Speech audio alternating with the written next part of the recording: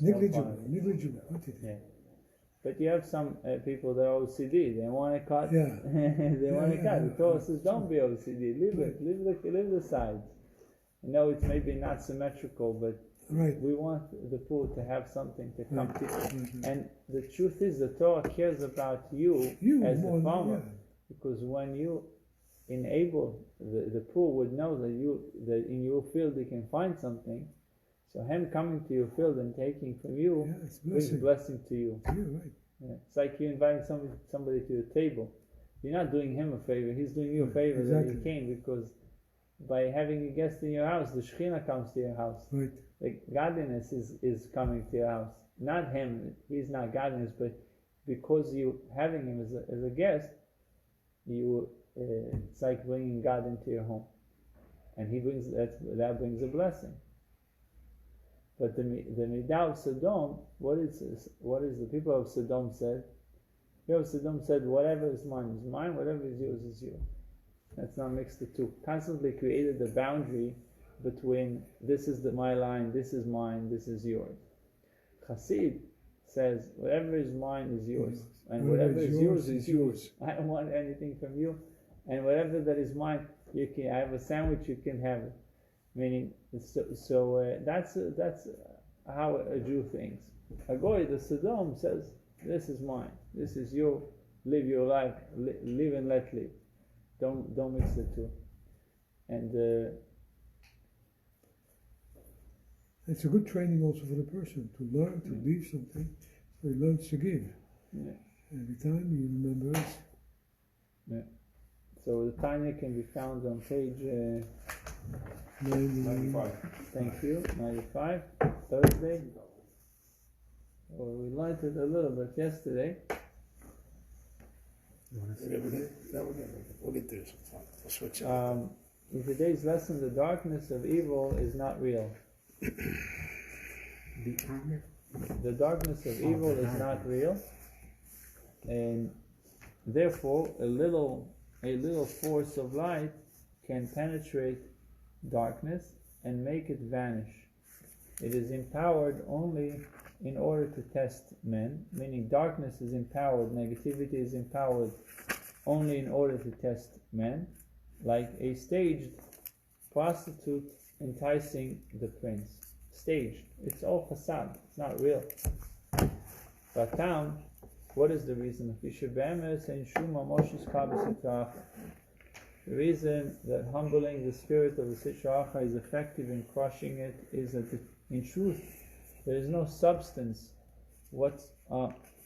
whatsoever or whatever in the Sitra Achra. That is why it is compared to darkness, which has no substance. Same way Choshech doesn't have substance. You know, it comes and goes, changes. In the morning it's going to be gone, darkness. Similarly, the other side, the Sitra Achra, also has no substance and is automatically banished by the presence of light. Soon as you introduce light into the room, soon as you bring some light into a negative situation, the situation can dissipate. If you allow the light to come in. We say a little bit of light can dissipate a lot of darkness. Correct. Similarly, the Sitra Achra. Although the Sitra Achra has, the other side possesses abundant vitality, to give life to all the impure animals, and the nations of the world, even to your own animalistic soul, the animalistic soul of a Jew. The Sitra Achra is giving power, giving life, vitality. The Kol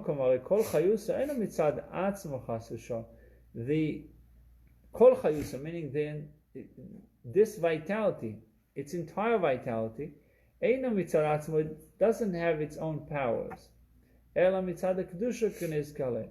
Yet this vitality is not its own, God forbid, but stems from the realm of Kedusha, of holiness. And therefore it's completely nullified in the presence of holiness. as darkness is nullified in the presence of physical light. Imagine the Sitra, the other side, it gets its power from Kedusha, from holiness. Meaning that the other side doesn't have anything on it of its own. Kedusha is the real thing. Purity is the real thing. But Hashem enabled or caused, demanded Kedusha to feed also the other side. And that's why the other side survives. But the moment that light comes in, it goes away. It's not there.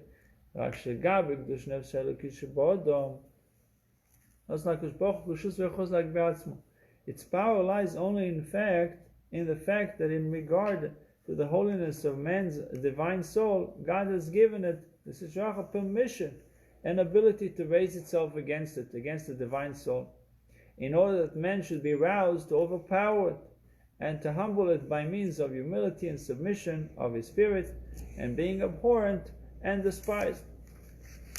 In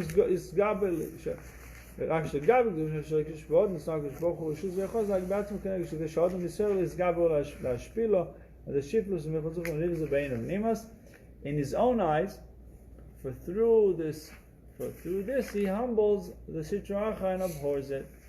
With arousal of men below causes an arousal above. To fulfill what is written, from there will I bring you down, says God, to the Sitra Achra which seeks to rise against godliness and to obscure godliness.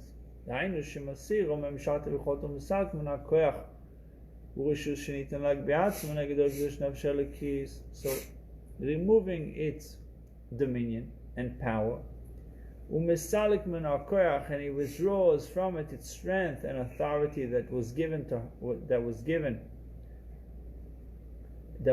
it to rise up against the light of the holiness and of the divine soul. Thereupon it automatically becomes nullified and is banished, just as darkness is nullified before physical light. We found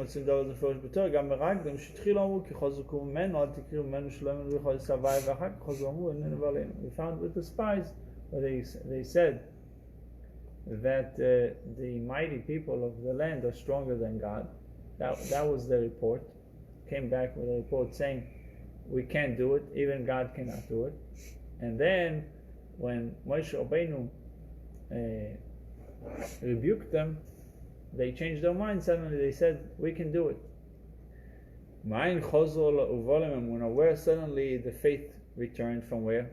Suddenly they believe in God. They say, we will readily go up. Moshe did not show them any miracle. The only thing he said to them, that Hashem was angry at them. Hashem told them, Moshe Rabbeinu told them, Hashem is angry to you, and he will not allow you to enter the land.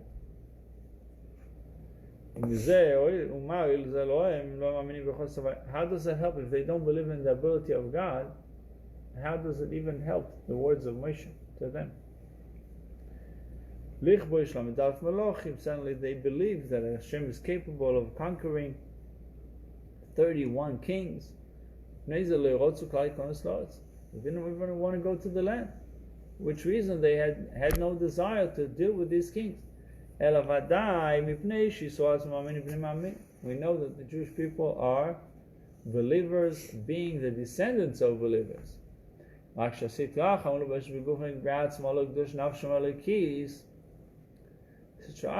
is enclosed in their bodies raised itself, had risen against the light of the holiness of the divine soul, with its characteristics, impudent, arrogance, and haughtiness without sense of reason. The moment that Hashem became angry with them,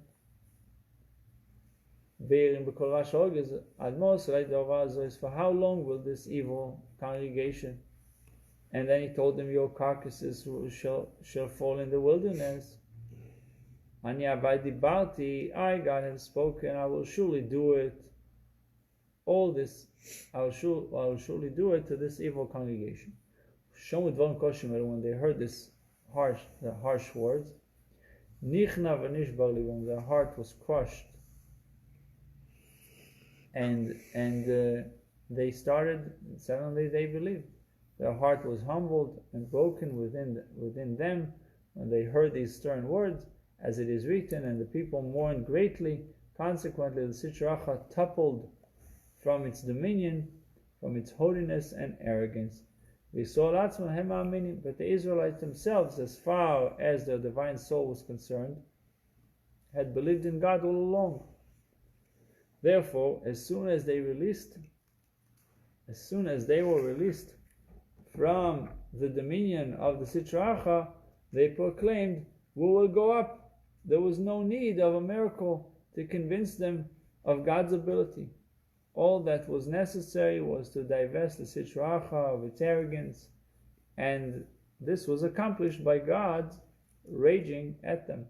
Similarly with every Jew, when the light of his soul does not penetrate his heart, it is merely due to the arrogance of the Sitra Achra, which will vanish as soon as he rages at it. From every person in whose mind there occur doubts, anyone that has doubts concerning faith in God can deduce from this episode of the spies that these doubts are nothing but the empty words of the Sitra Achra, which raises itself against his divine soul, that Israelites themselves are believers. This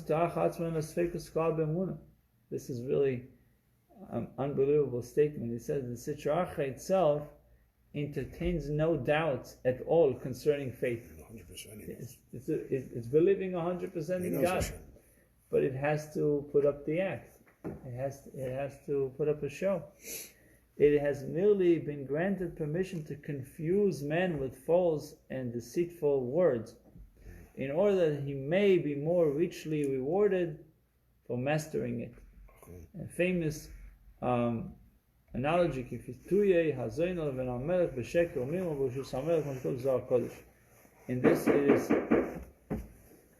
in this it is similar to the harlot who attempts to seduce the king's son through falsehood and deceit, with the king's approval, as in the parable narrated in the Holy Zohar. Now, what was the parable? The parable: a king hires a harlot to seduce his son. So that,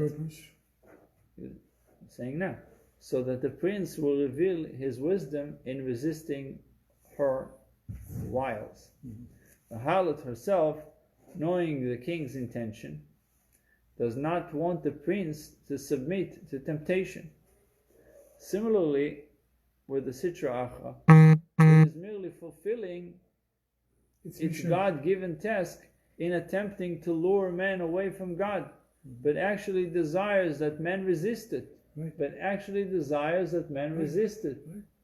Like the harlot, she doesn't want to. She knows that the king doesn't want the son to fall. To fail. He doesn't want the son to fail. A lot of parallels between this and the Satan, no? Yeah, same idea. He's there to bring challenges. Plays the role of Sitra Achra. Create confusion. Point is, the king does not want his son to fail, and the harlot knows it. So deep inside her, she has to do her job, but deep inside, she wants the prince to resist. It's the same thing over here. Sitra Achra doesn't have any doubts in faith. He knows Hashem. He knows where he receives its power. It receives its power from godliness. So therefore, the Sitra Achra itself does not want us to fail, but actually desires that men resist it, thereby earning a greater reward. However, this is true only of the spiritual klippa, which is the source of the animal soul, meaning the very core of the animalistic soul. The animal soul and evil impulse, as closed within man, on the other hand, are truly evil, and their unequivocal aim is to entice men to do evil.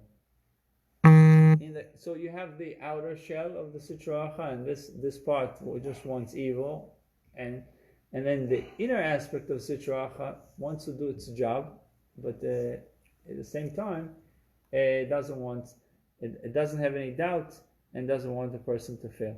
In the context of the parable, this may be described as follows. The harlot originally commissioned by the king to subcontract a second harlot, and the second a third, and so on, as the actual executor of the mission becomes successively further removed from the king. The original intention is lost. And finally, the prince is approached by a harlot who has her own intentions in mind, not those of the king, as she attempts to seduce the prince. This becomes more complicated because if the master harlot hires someone else and the second one hires another harlot to do the job, so eventually let's say the fifth harlot, from the first one heard it from the king, still knows what's the intentions of the king. She knows the mission, but she also knows what the king wants. The fifth one, she doesn't know anymore she knows she's getting paid by someone else to do a job, and that's what she does. Same thing with the Sitra Achra. The core of the Sitra Achra is like very close to the king, so it knows what Hashem wants, and it's keeping true to Hashem's intentions. But as it comes down and contracts more and becomes zero animalistic soul with all its packages, now it becomes a true fight, because that fifth harlot just wants to do her job and walk away. She doesn't know about the whole thing that she's supposed to. It really he shouldn't fall trap. She doesn't even know that that she's testing him. She's just doing her job. Her intention is all totally different. Yeah. And finally, so it says, in any event, we see that any doubts one may have concerning faith in God are merely the empty words of the Sitra Achra. The soul within every Jew, however, believes in God with a perfect faith. So the takeaway from today's Tanya, the toolbox for success in divine service: remember, you are essentially connected to God. Your divine soul would naturally outshine all your animalistic urges. God gave your urges a voice, just that you overcome it. Page 160. Yeah.